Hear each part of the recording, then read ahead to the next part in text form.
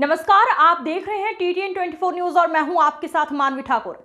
मुख्यमंत्री देवेंद्र फडणवीस और मुख्य न्यायाधीश भूषण गवई ने पूर्व राज्यपाल दादा साहेब गवई के स्मारक का लोकार्पण किया। उप मुख्यमंत्री एकनाथ शिंदे और अजित पवार शामिल हुए। मुख्यमंत्री देवेंद्र फडणवीस ने कहा कि दादा साहेब गवई का जीवन कार्य समाज सुधार, समरसता और लोक कल्याण के लिए समर्पित था। उनके जीवन पर आधारित पुस्तक भी हमने प्रकाशित की ताकि आने वाली पीढ़ियां उनके विचारों से प्रेरणा लें। उन्होंने बताया कि दादा साहब गवई का व्यक्तित्व डॉक्टर बाबा साहेब आंबेडकर, भगवान बुद्ध, राष्ट्र संत तुकडोजी महाराज और गाडगे बाबा के विचारों से प्रेरित था।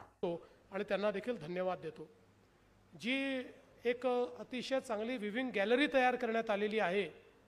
या गॅलरीमध्ये दादासाहेबांच्या जीवनाचा संपूर्ण इतिहास हा जे काही दुर्मिळ छायाचित्र आहेत त्या छायाचित्रांच्या सहित आपल्याला त्या ठिकाणी पाहायला मिळतो। आणि त्यासोबत दृकश्राव्य माध्यमातून देखील अतिशय चांगले किऑस्क तयार करण्यात आले आहेत की ज्या ठिकाणी हा संपूर्ण जीवनपट आपल्याला पाहायला मिळतो। जीवनातल्या महत्त्वाच्या घटना, महत्त्वाची छायाचित्र, या सगळ्या गोष्टी या किऑस्कच्या माध्यमातून आपल्याला पाहता येतात। आणि सगळ्यात महत्त्वाचं की या ठिकाणी आर्टिफिशियल इंटेलिजन्सचा वापर करून अशी व्यवस्था करण्यात आलेली आहे की दादासाहेबांची काही निवडक भाषणं ही आपल्याला त्यांच्याच आवाजात त्या ठिकाणी ऐकता येतात।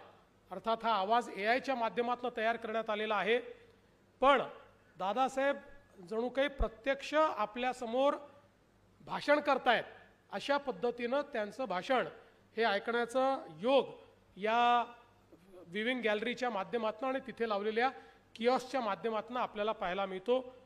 अतिशय चांगलं सभागृह झालं आहे, कॅफेटेरिया झालेला आहे, सगळं जे समोरचं लॉन आहे ते देखील अतिशय चांगल्या पद्धतीनं झालेलं आहे। मी खरोखर या ठिकाणी जिल्हाधिकारी असतील, PWD विभागाचे आपले अधिकारी असतील, कॉन्ट्रॅक्टर्स असतील आणि अनेक लोक जे याच्यामध्ये लक्ष घालत होते अशा सगळ्यांचं अतिशय मनापासून अभिनंदन करेन की त्यांनी दादासाहेबांच्या व्यक्तिमत्वाला साजेसं असं उत्तुंग आणि अतिशय ज्याला म्हणतो गुणवत्तापूर्ण अशा प्रकारचं हे स्मारक या ठिकाणी तयार केलेलं आहे। आणि दुसरं महत्त्वाचं आहे की आपण एखादी बांधकाम करतो त्याला वेगवेगळ्या प्रकारचं सर्टिफिकेशन असतं, पण आमच्याकडे एक सर्टिफिकेशन हे अजितदादा पवार सर्टिफिकेशन आहे। कारण अजितदादांना बांधकामात फार इंटरेस्ट असतो आणि ते कुठलंही बांधकाम बारकाईने पाहतात, त्यातल्या चुका काढतात, त्या कॉन्ट्रॅक्टरला सांगतात, पण आज दादांनी एकही चूक काढली नाही। उलट त्यांनी देखील हे सर्टिफाय केलं की अतिशय चांगल्या क्वालिटीचं हे बांधकाम या ठिकाणी झालेलं आहे।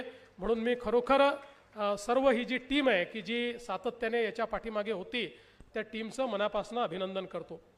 खरं म्हणजे दादासाहेबांचं ज्यावेळेस त्या ठिकाणी निधन झालं आणि त्यानंतर आमच्या सगळ्यांच्या मनात होतं की दादासाहेबांचं जे कार्य आहे हे कार्य पुढच्या पिढ्यांपर्यंत जात राहिलं पाहिजे।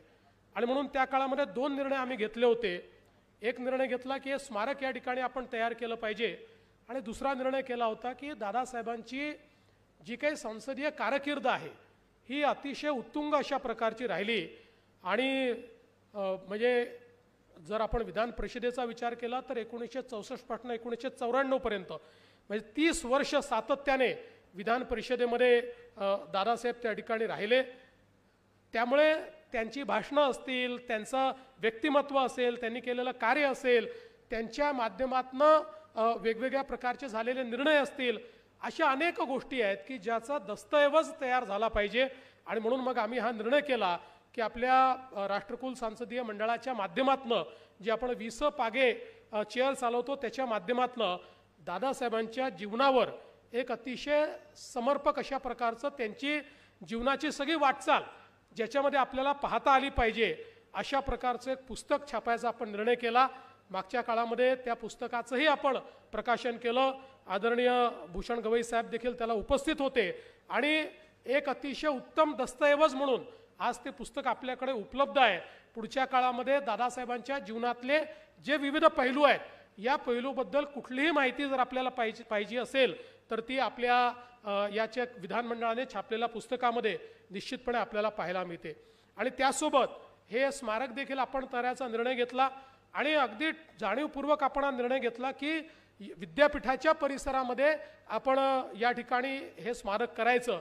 याचा अजून दुसरा टप्पा बाकी आहे की ज्याच्या